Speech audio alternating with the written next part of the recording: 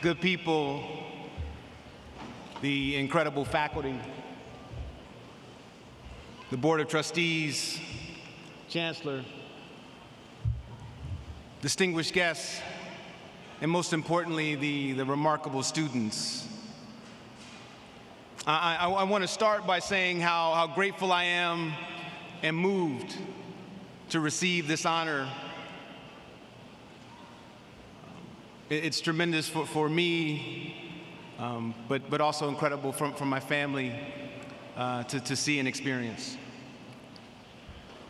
As I look at all of you, the students who hold the power to shape our future, I'm reminded of just how desperate our society is for your help. I personally experienced numerous tragedies in our family. I've seen firsthand imminent danger, the fear of losing my life to violence, seen families struggle with drug and alcohol addiction, seen family put in jail, experienced the stress that comes every day with being in poverty.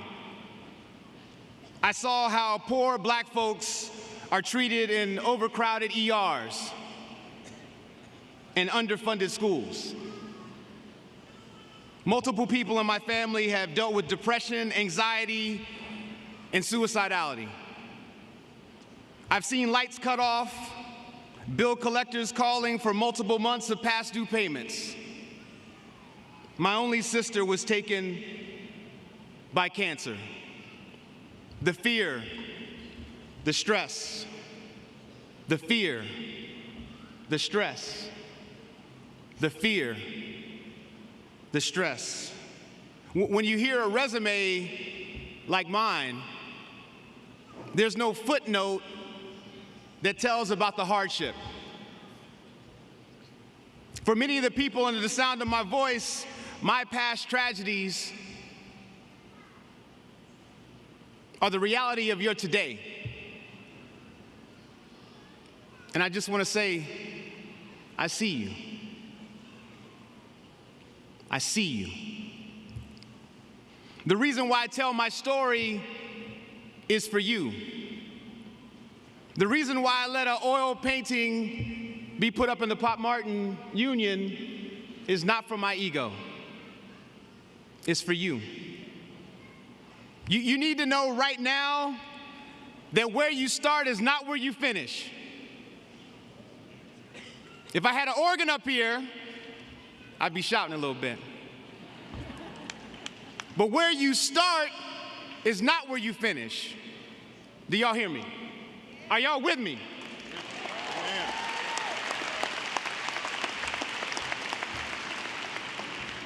The U.S. Surgeon General declared that we have an epidemic of loneliness and despair. The weight of the world is dimming the view of what life worth living is. This topic needs our attention right now. We collectively pour out our hearts for anyone struggling with mental illness, loneliness, suicidality, depression, anxiety. Anyone thinking that the world is better off without you, you're wrong. I'm not saying that this is not hard. I'm just saying you're not alone.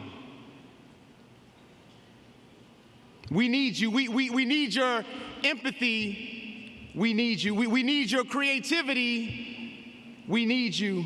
We need your humor. We need you. We need your brilliance. We need you. Somebody hears me.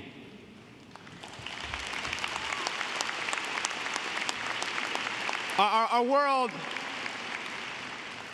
is facing enormous challenges, but let me tell you something, UNC Charlotte, you have the capacity to change that narrative.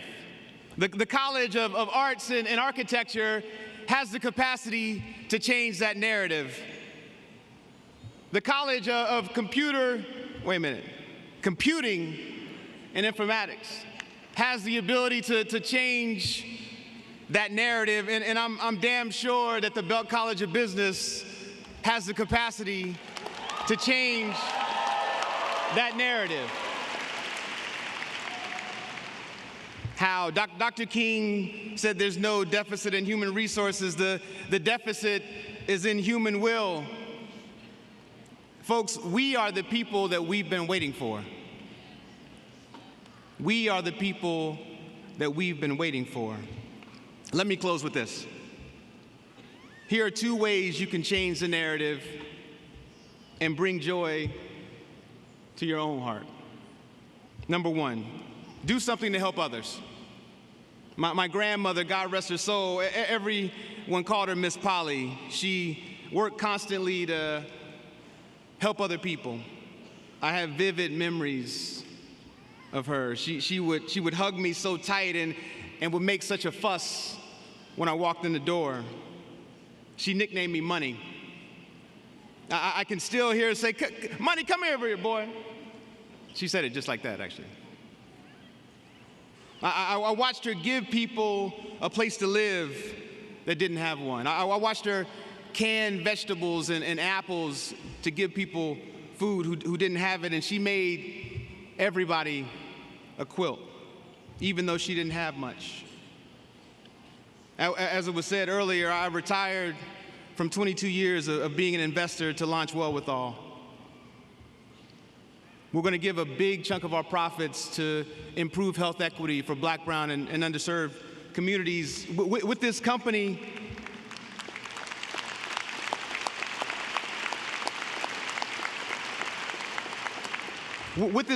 I'm carrying on my grandmother's legacy of using whatever skill you have to help others.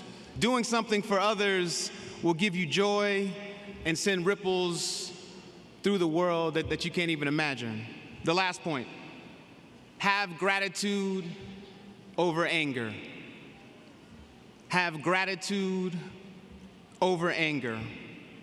There are 2 women that are an inspiration to me in this area.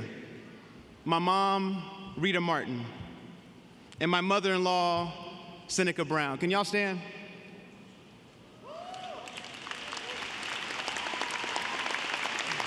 They were born several years apart, but were both born into segregation and into a society that had a general disrespect for the weight that women carry. They came into this world with the odds stacked against them and have had challenging journeys. They both have a profound right to be debilitated by anger, but that anger would only stop them from enjoying right now. Instead, I've seen both of these incredible women teach me about what it truly means to be strong. By being thankful for what is good. You have to change the way you see things in order for the things you see to change.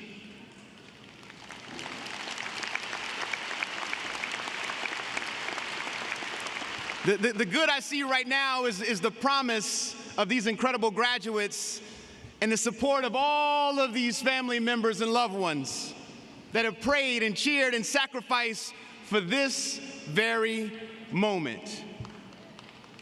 Y'all can clap for that.